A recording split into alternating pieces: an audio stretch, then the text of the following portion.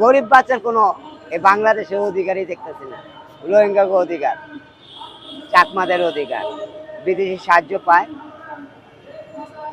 দেশে জায়গা দিচ্ছে গ্যানগা, ওই চিটাঙ্গালে দেখতে পারবেন যে কিভাবে চাকমারা থাকতেছে, কিন্তু আমাদের রাস্তায় ঘুমাতে বাঙালি। এই যে দেখেন বাংলার সন্তান, এই যে গরিব, পড়ালেখা ছাড়া রাস্তায় ঘুরতেছে, এই যে একটা গরিব, এরা কি বাংলাদেশে জন্মায় নেই? আমিও তো বাংলাদেশের একটা নাগরিক, আমি তো গরিব, আমি তো কোনোদিন অধিকার খাটাই নাই।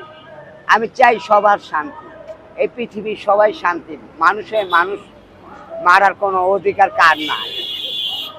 আমি চাই হিন্দুই হোক, মুসলমানই হোক, খ্রিস্টানই হোক, মৃত্যু আছে, মৃত্যুকে ভয় পান এবং দেশকে বাঁচান, দেশের মাটিকে ভালোবাসেন।